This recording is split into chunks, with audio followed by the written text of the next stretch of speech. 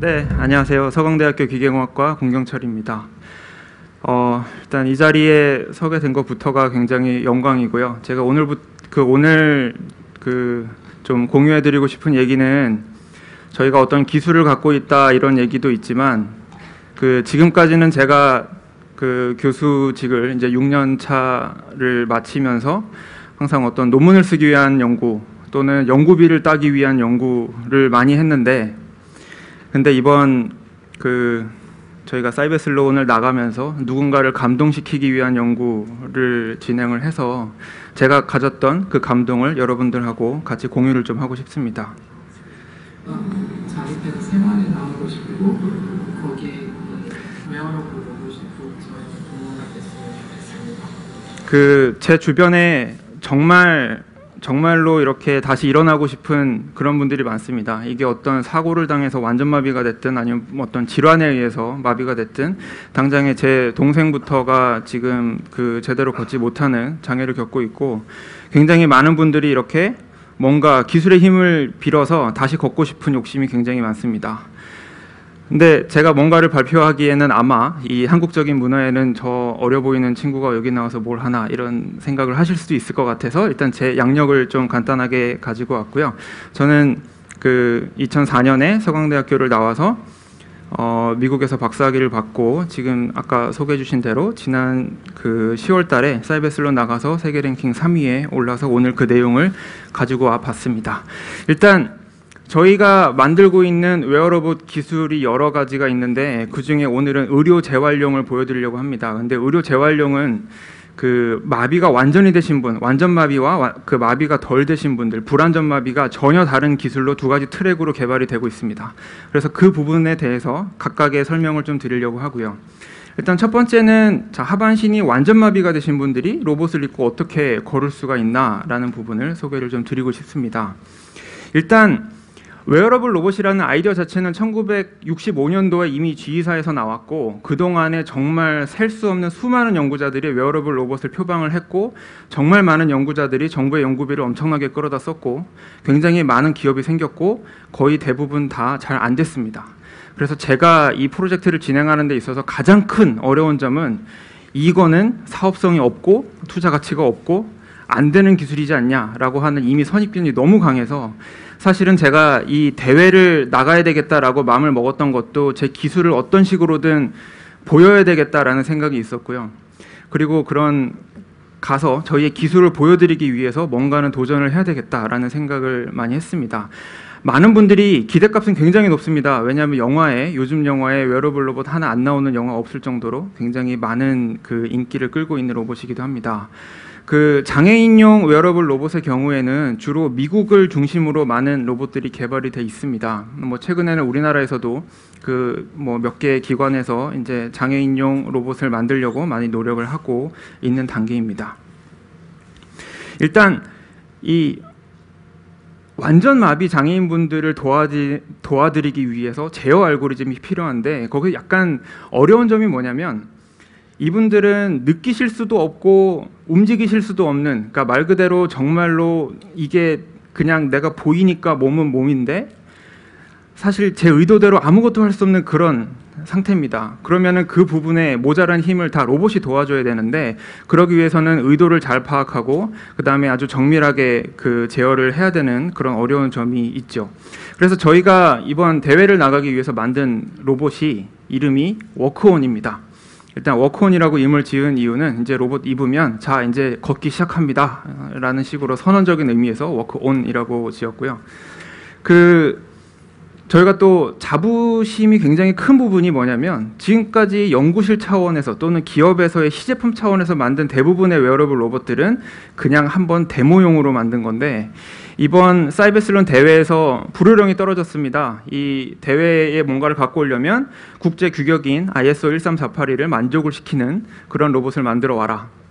근데 ISO 13482를 보시면 얼마나 이 내용이 참 말도 안 되냐면, 웨어러블 로봇인데 모터가 망가져도 로봇은 펑셔널해야 되고, 배터리가 망가져도 로봇은 여전히 움직일 수 있어야 되고, 20cm 거리에서 분무기로 물을 뿌렸을 때 로봇은 안전해야 되고, 여러 가지 참 이게 말이 되나 싶은 조건들이 굉장히 많이 있습니다. 그래서 그 여러 가지를 고려해서 로봇을 만들었고 이분이 저희 파일럿으로 선정되신 분입니다. 상태이죠 지금. 장애를 입고 나서는 보통 때는 걷다가 걷지 못하는 좀 더 나은 생활을 할 수 있을 건데 아쉬움이 많습니다. 하반신 마비 환자들의 걷는 게 소망이 아닐까요?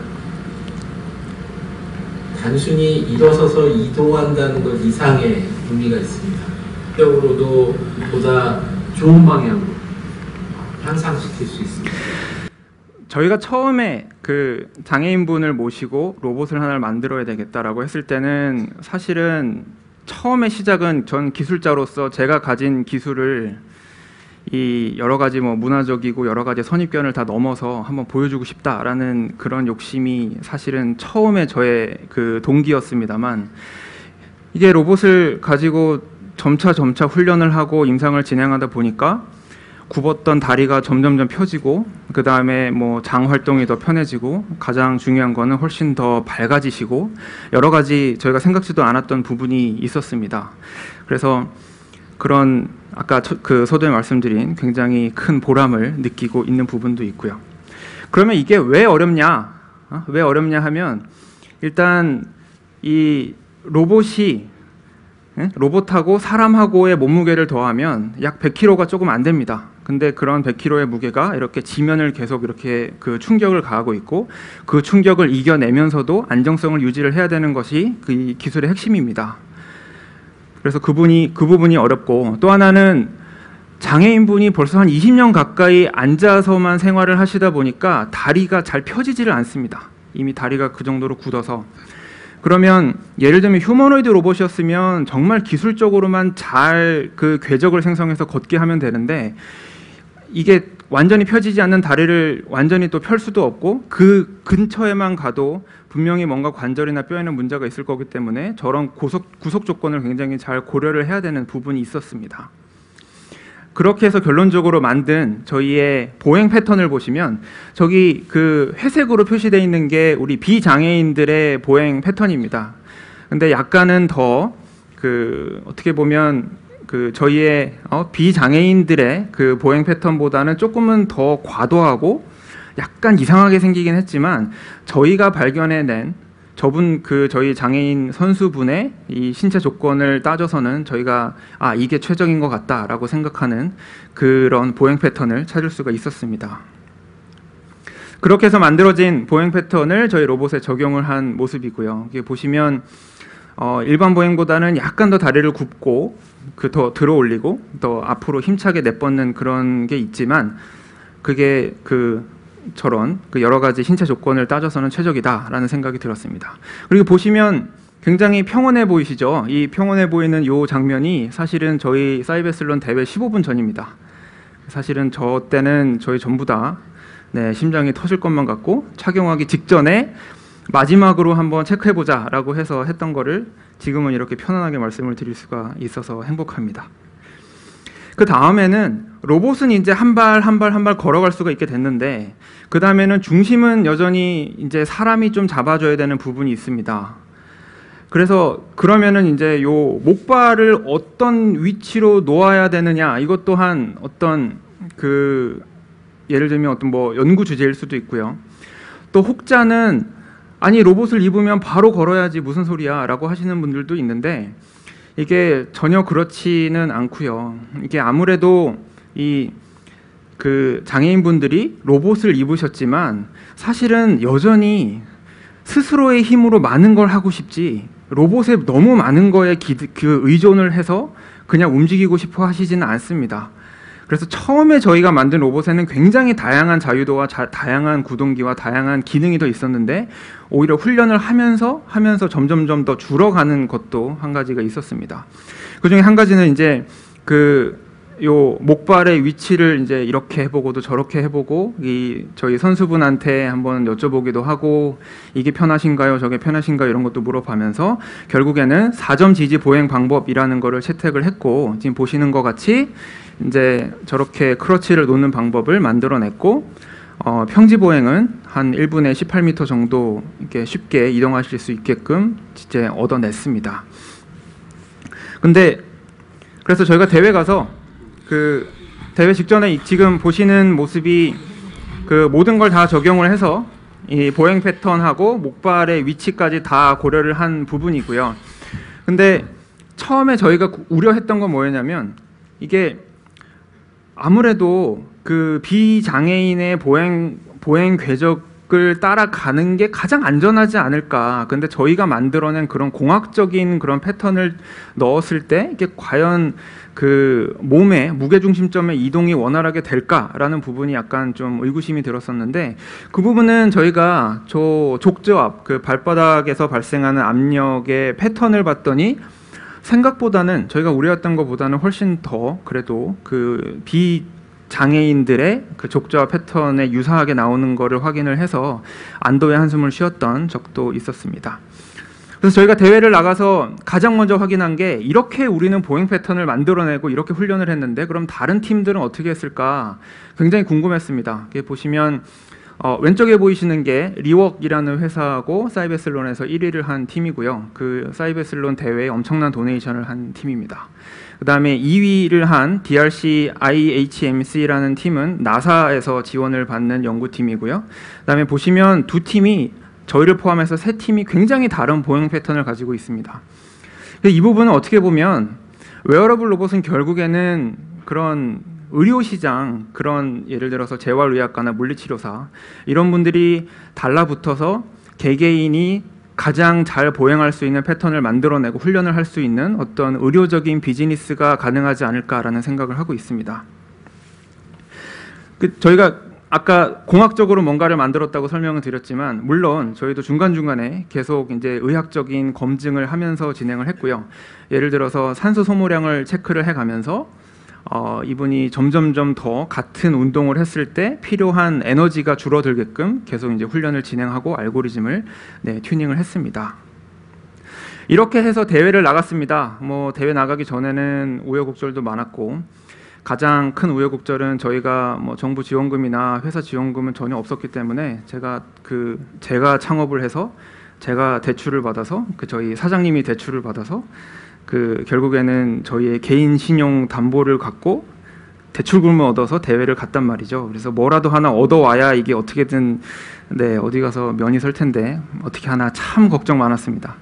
근데 가서 보니까 저희가 참 너무 속세에 물든 게 아니었나라는 생각이 들 정도로 너무나 축제의 분위기였고, 모두 다 그 장애인분들의 장애를 이겨내기 위한 열정에 진짜 우리와 같은 박수를 보내고 있는 걸 보면서 오히려 제 자신이 좀 부끄러워지는 경우도 많았고요. 일단 사이베슬론이라는 대회는 우리나라에는 실시간 생중계가 안 됐지만 스위스, 영국, 일본, 독일 이렇게는 다 전일 실시간 생중계가 됐고, 다음 사이베슬론 대회는 2020년에 일본에서 올림픽을 하고 패럴림픽을 하고 그 다음에 사이베슬론을 하는, 이제는 3종 세트로 다 기획이 되고 있는 겁니다. 그래서 어떤 종목으로 이루어져 있냐면, 이제 저희가 출전한 웨어러블 로봇 그 종목 이외에도 그 브레인 인터페이스가 있고 전기 자극 자전거, 의수, 의족, 전동 휠체어 이런 종목들로 돼 있고요. 그 다음에 저희가 출전했던 그 장애인 웨어러블 로봇 분야에서는 이렇게 6개의 미션으로 구성이 되어 있습니다. 소파, 곡선주행, 경사로, 징검다리, 옆경사, 계단 이렇게 되어 있습니다. 이게 어떻게 보면 비장애인들의 입장에서는 늘상 우리가 경험하는 것들이고 아무 생각 없이 앉았다가 일어나는 것들이지만, 사실은 이거 하나하나도 우리 그 장애인분들에게는 좌절감의 대상이 되고 뭔가 굉장히 어려운 도전의 대상이 됩니다. 그래서 이런 아주 도전적인 미션들을 위해서 이제부터는 훈련을 했습니다. 첫날입니다. 저희가 로봇을 입혀드리고 첫날 모두 다 얼마나 긴장을 했겠습니까? 뭔가 오랜만에 일어났다라고 하는 그 감동에 뭔가 이렇게 막 눈물도 나고 뭐 이럴 줄 알았는데, 실상은 한 발 못 대시고, 야 이거 무섭다, 이거 빨리 내리자, 이거 안 되겠다. 그래서 저희도 이건 안 되겠다 싶어서 병원으로 갔습니다. 그래서 병원의 물리치료사분들한테 좀 도와주세요라고 해서 병원에서 훈련을 진행을 했고, 그 다음에 계속 훈련을 진행을 하고, 나중에는 이렇게 1분에 18m 정도 이 평지 보행은 이제 크게 부담감 없이 하실 수 있을 정도로 훈련을 하실 수가 있었습니다. 이 과정이 보행만 연습하는 과정은 한 3개월 정도 진행이 됐습니다. 네. 그다음에 앉기서기 훈련입니다. 일단 앉기서기, 저 소파가 굉장히 푹신합니다. 저게 얼마나 푹신하냐면 저기에 일단 앉아버리면 더 이상 헤어나오지를 못할 정도로, 특히나 저희 대학원생들은 저기만 앉으면 일어나지를 않을 정도로 엄청나게 푹신한 소파입니다. 그래서 저기에 모든 몸무게를 싣고 나서 다시 그거를 이겨내는 과정이 일단 로봇은 굉장히 어려운 도전적인 미션이었고요. 근데 처음에는 그 중심도 잘 못 잡으시고 하다가 저희가 알고리즘도 바꾸고 일어나는 전략도 바꾸고 해서 나중에는 아주 손쉽게 일어나실 수 있게 됐고요. 그 다음에 곡선 보행은 저 4개의 폴대 사이를 지그재그로 움직이시는 건데, 이거는 저희가 우려했던 것보다는 오히려 그 손쉽게 하실 수 있는 그 미션이었고요.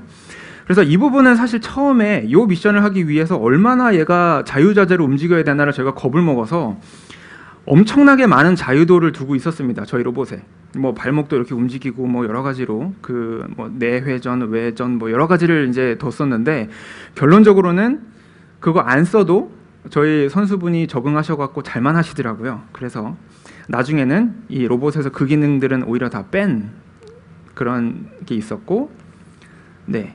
그다음에 경사로는, 자, 우리 실내에서 우리가 보통 볼 수 있는 경사로가 최대 한 10도 정도 됩니다. 근데 저희한테 주어져 있던 경사로의 미션이 20도였습니다. 그래서 20도의 경사로를 무려 처음에는 난간을 잡지 말고 올라가십시오라고 저희한테 룰이 왔습니다. 저희는 또 순수한 마음에 그래야 되나 보다라고 열심히 훈련을 했습니다. 그래서 난간 없이 한 발 한 발 올라가셨죠. 그래서 근데 그때만 해도 전 세계에서 전 세계 어떤 로봇도 난간 짚지 않고 경사로 20도 경사로 올라갈 수 있는 로봇은 저희 거밖에 없다라는 거에 자부심이 있었기 때문에 이거 잘 되겠다라고 생각을 했는데, 어느 날 갑자기 외압이 들어와서 룰이 바뀝니다. 난간을 잡으세요, 이렇게 룰이 바뀝니다.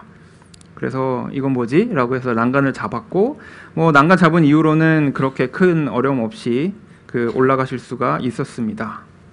그 다음에 징검다리 훈련인데, 이것도 참 아쉬운 부분이 많습니다. 왜냐면 저 가장 먼 거리가 1.2m를 이제 건너가야 되거든요. 근데 로봇을 입고 1.2m를 폴짝 한 발짝에 톡 뛰어서 넘어가야 되는 건데, 결국에는 해냈습니다. 뭐 로봇의 여러 가지 뭐 기술적인 거를 보완을 하고 훈련도 보완을 해서 넘어가고, 나중에 보시면 이렇게 잘 하십니다. 대회에서도 잘 하셨고요. 근데 실제 대회를 갔더니 다른 나라 그 선수들은 키가 제 느낌에 한 190 정도는 되는 것 같더라고요. 그래서 1.2m가 그냥 다리 길이가 1.2m 같이 보이는 선수들이 하나도 안 뛰고 그냥 이렇게 사뿐히 건너가더라고요. 그래서 이게 동양인의 유전자가 이런 건가 뭐 이런 생각도 좀 하게 됐고요. 그 다음에 역경사 훈련은 참으로 아쉬운 부분이, 역시나 여기 보시면 빨간 선 보이시죠? 처음에 저희한테 주어졌던 룰은 뭐였냐면, 빨간 거에는 아무것도 터치를 하면 안 됩니다 라고 주었습니다. 그래서 할 수 있는 게 그럼 가운데로 다 통과를 해야 되니까 통과를 했습니다. 다 했습니다. 그런데 해놓고 보니까 이 미션에만 너무 많은 시간이 소요돼서 이거 하지 맙시다. 이거는 전략적으로 우리 요거를 포기하고 차라리 다른 거를 열심히 합시다 라는 식으로 전략을 짰고, 그래서 결국에 우리 대회를 나가서는 이 미션은 안 하고 그냥 옆으로 통과를 했습니다. 근데 난데없이 대회장을 갔더니 우리 1등 하신 이 모 팀께서 마치 머털도사가 이렇게 장대 위로 안 넘고 옆으로 지나가듯이 요 사이사이로 이렇게 이 리을자를 그리면서 사이사이로 지나가더라고요. 그래서 마구 따졌죠. 제가 리더로서 이건 말이 안 된다. 이게 뭐냐 이러고 봤더니 뭐 룰이 바뀌었다고 하더라고요. 그래서 뭐 언제 바뀌었어? 그랬더니 뭐 며칠 전에 바뀌었다고. 그래서 정말 가서 참 전날 새벽 3시까지 리더들하고 얼마나 그 옥신각신 실강의를 했었는지 참 아직도 기억이 생생합니다. 계단 훈련도 마찬가지입니다. 처음에는 보이시면 난간이 없죠. 그래서 난간을 잡지 말고 계단을 올라가십시오 라는 미션이 왔고 올라갔습니다. 잘 올라갔는데 또 어느 날 갑자기 난간을 잡으세요 라는 그 명령이 와서 저희가 또 난간을 잡기 시작을 했고요. 이렇게 해서 대회 나갔습니다. 일단 아주 축약을 한 거니까 한번 지켜보시죠. 안기석이 무난하게 성공을 하셨고요.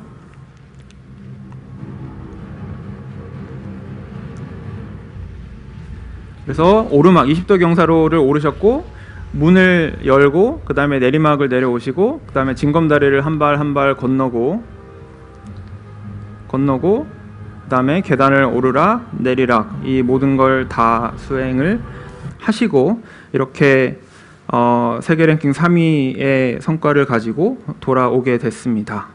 그래서 오늘 제가 제 발표뿐만 아니라 저희 실제 선수분께서 이 하반신 마비 20년 만에 실제로 두 발로 일어나셔서 실제로 걸으시고 그냥 걷는 것뿐만 아니라 이 장애물을 통과를 하시는 거를 그 기적을 여러분하고 라이브로 공유를 하려고 오셨습니다. 저희 사이베슬론 선수 김병욱 선수 큰 박수로 맞이해 주시면 감사하겠습니다.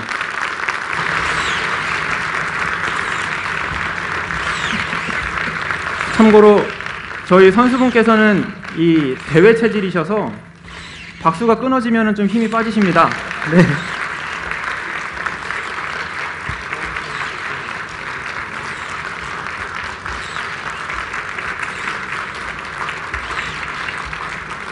네, 감사합니다.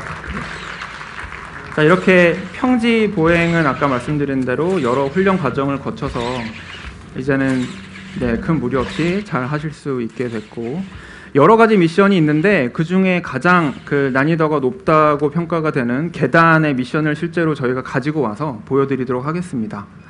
지금 제어가 되는 원리는 마치 자동차를 몰듯이 원하는 모드를 선택을 하고 그 다음에 엑셀 버튼을 쭉 누르면 그 로봇이 원하는 행동을 진행을 하게 됩니다. 근데 이때 어떤 위험한 상황이 됐거나 아니면 그러지 말아야 되는데 잘못 버튼을 눌렀다거나 그런 거는 로봇이 차단을 하게 돼 있고요. 네. 거기서 올려줘 좀 더.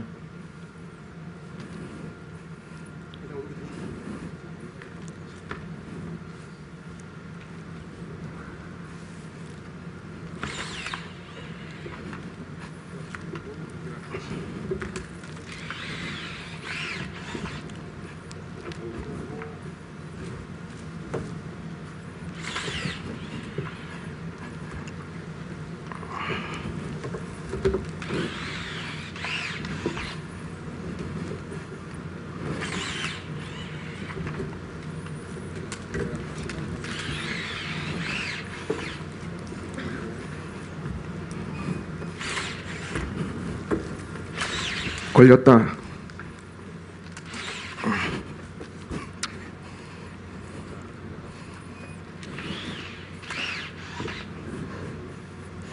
정순이 좀 옆으로 오고.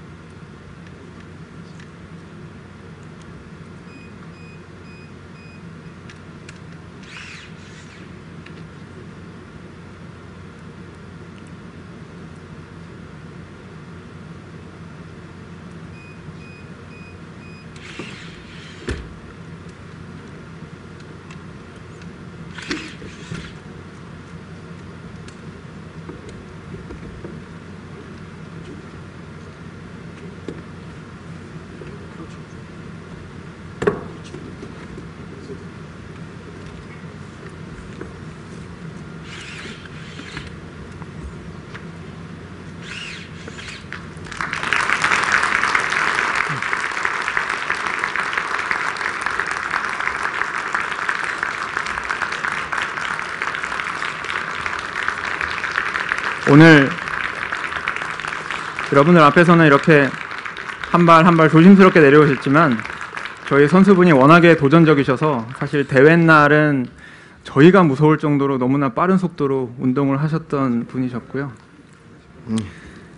일단 정렬하시고 괜찮으세요? 네.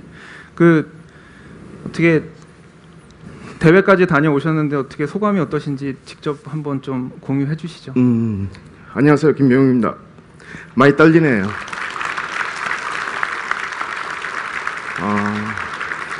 저도 강원도 영월 출신인데 태어나기를 거기서 태어나고 중학교, 고등학교, 초등학교 다 거기서 다녔는데 불의 사고로 이제 뺑소니를 당해서 97년도에 다쳤어요. 그 이제 배꼽 밑으로는 전혀 쓸 수도 없고 감각도 없어요.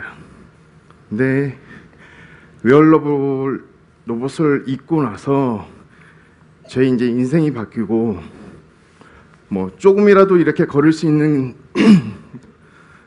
순간이 매 순간마다 감사하게 생각하고 있고, 요새는 이 로봇으로 인해 가지고 제가 여러 군데 이렇게 강의도 하고 이제 우리 교수님이야 우리 박사 과장님들하고 이제 저희 같이 불편한 친구들에게 이런 것들을 보여주고, 비록 세계 3위는 했지만은 저희 기술들이 6개의 코스가 있는데 4개 정도는 저희 기술하고는 전혀 따라올 수 없을 만큼 비교가 안 될 정도로 저희 기술이 월등해요. 근데 전혀 지원이 없어요. 우리나라에서는 아직까지. 요 로봇이 제가 지금 타고 있는 게 되게 무거운데 이제 보행하는 거는 되게 3분의 1 정도로 가벼워져요.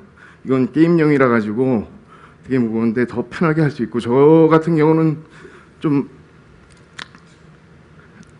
장애가 심하다 보니까는 이제 걷는 거라든가 이런 게 시간이 많이 걸렸는데 조금만 하면은 충분히 할 수 있고, 이런 저 같은 하반신 마비라든가 지체장애인, 나아가서 이제 노인분들, 다리에 힘이 좀 많이 약해지신 분들에게 우리 로봇이 하루빨리 보급이 되어가지고 조금 걸어다니고 이렇게 좋은 공기 좀 마셨으면 좋겠어요. 오래간만에 솔직히 바빠가지고 사업을 하느라고 바빠가지고 오래간만에 한 달 정도 됐는데 윗공기가 좀 되게 막네요. 앞으로 열심히 하겠습니다.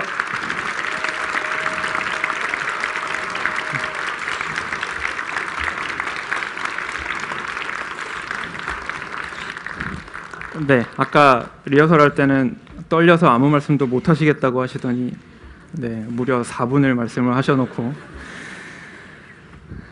네, 그렇습니다. 제가 처음에 설명드렸던 것처럼 웨어러블 로봇은 크게 특히 장애인용 웨어러블 로봇은 2가지로 분리가 되어 있습니다. 근데 지금부터는 제가 불완전 마비 장애인을 위한 웨어러블 로봇에 대해서 간략하게 소개를 드리고 결론을 하고자 합니다. 일단 완전히 마비가 되신 분들은 못 느끼시고 못 움직이기 때문에 로봇이 모든 걸 다 해야 되니까 안전성 내지는 로봇의 파워가 문제가 됩니다. 근데 노약자분들, 그러니까 약화가 되시긴 하셨지만 스스로 움직일 수 있는 그런 분들은 로봇이 저항을 하지 않는 것, 특히 다시 말씀드려서 방해를 하지 않는 기술이 가장 중요한 기술이 됩니다. 아마 앞선 많은 연구자들 내지는 많은 기업들이 이 부분을 고려를 하지 않고 굉장히 강한 로봇을 만든 다음에 그거 가지고 사람한테 입혀놓고 로봇이 어떤가요? 물었더니 당연히 불편하죠. 근데 그걸 제대로 된 기술을 개발도 안 해놓고 자, 이 사업은 안 되는 사업이다라고 결론을 짓기에는 이 사업이 우리나라에 가져올 수 있는 그런 포텐셜이 너무나 아깝다고 생각을 합니다. 그래서 저희가 그 불완전마비 장애인분들을 위한 제어 전략은 전혀 다릅니다. 예를 들어서 이 부분은 제가 빨리 지나가고 요 클릭 좀 해주십시오. 그래서 어떤 식으로 제어가 되냐면 이거 한번 들어보시면 한번 들어보시면 이 정도의 이제 힘을 느끼실 수가 있거든요. 이거는 그 로봇 자체의 지금 무게고요. 네. 제가 컨트롤 알고리즘을 조금만 올려주면 한번 들어보십시오. 이게 무게가 아까만 해도 이 쇠를 들은 무게가 느껴졌는데 지금은 거의 무게가 느껴지지 않아요. 그래서 우리 불완전마비 장애인분들 내지는 노약자분들 또는 비장애인분들의 근력을 증강을 시키고 싶다 이런 목적에서는 이런 알고리즘을 쓰면 이제는 몸이 더 가벼워지기 때문에 몸이 잘 움직여지는 그런 효과로 보조를 받으실 수가 있습니다. 이 또한 대부분의 연구자들 분께서 개발해온 그 여태까지의 패러다임은 뭐였냐면 어떤 센서를 이용해서 의도를 파악하고 그 의도가 뭔지를 구분을 해서 그러면 이제 로봇이 거기에 맞는 어떤 동작을 만들어내면 그렇게 보조를 하자 이런 식으로 해왔는데 사실 그렇게 하기에는 이 인간의 의도라는 게 너무 복잡 다양하다는 거죠. 예를 들어 어떤 사람이 일어나려고 그러다가 다시 생각이 바뀌어서 앉으려고 하는데 로봇이 강제로 그냥 일으킨다. 그러면 당장 로봇을 벗어버리겠죠. 그래서 그런 면에서는 이렇게 차별화된 전략이 필요하다라고 말씀을 드리고 싶습니다. 그래서 저희가 갖고 있는 저 로봇의 이름이 엔젤렉스라고 천사다리라고 지었습니다. 그래서 이거는 앞에 저런 다양한 모드를 누르면 거기에 해당하는 그 동작을 하실 수도 있고 아니면 아예 자동으로 제가 아까 설명드린 그런 방법에 의해서 자동으로 어떤 동작을 하시든 도움을 받을 수도 있겠습니다. 그래서 저희 그 로봇의 스펙을 조금 재원을 설명을 드리자면 뭐 빠른 응답 속도에 큰 보조 토크, 가벼운 몸체 이 전체 다 해서 10.5kg의 무게가 되는데 이거는 지금 세계에서 가장 가벼운 정도의 수준이고요. 그래서 이거는 완전 마비용은 아니고 이 불완전 마비 내지는 노약자분들을 위한 로봇이다라고 말씀을 드리고 싶습니다. 상용화를 위해서 열심히 노력을 하고 있습니다. 아직 어떤 뭐 뚜렷한 그런 뭐 투자를 받거나 어떤 지원금을 받거나 한 거는 아니지만 그래도 저희 나름대로는 시장성을 보고 진행을 하고 있고요. 그래서 비록 뭐 완전마비 장애인 환자군이 훨씬 더 숫자는 적긴 하지만 훨씬 더 또 이렇게 사회적인 임팩트를 만들어낼 수 있는 그런 효과도 있고 그런 식으로 분석을 하고 있습니다. 저희 수요자 인터뷰 한번 보시죠. 균형이 잡히지 않는 거니까 걷는 것에 큰 제한이 좀 많습니다. 그것을 믿고 이제 일반적으로 횡단보도라든가 일반 도로에서 경사진 부분도 걸을 수 있다고 특히 계단을 오른다든가 이럴 때그 힘 크게 뒷받침해주는 것에 대해서 큰 희망이 되는 기회가 되지 않을까. 그래서 지금 이분은 스스로 약간은 걸으실 수 있는데 보행 속도가 너무 느려서 밖에 못 나가시는 분입니다. 이게 특히나 가장 무서운 게 횡단보도 속도를 못 맞추기 때문에 중간에 섰는데 우리나라에서는 차들이 안 기다려줘서 그 바깥 활동을 굉장히 무서워하시는 분인데 저희 로봇 입으시고 굉장히 빨리 걸으실 수 있게 돼서 자신감을 찾으셨다 뭐 이런 말씀도 하셨고요.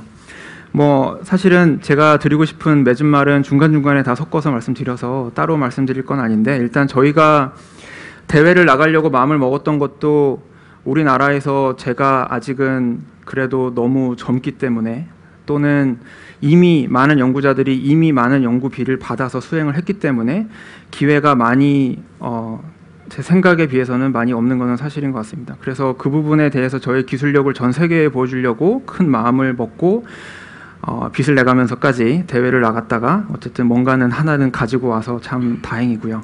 그래서 저희뿐만 아니라 저희 학생들 또는 저희 주변에 아주 정말 뛰어난 연구자들 많이 있으니까 이 우리나라 국산 기술에 대한 희망 잃지 말아 주시고 지속적인 투자와 관심 가져 주시고요.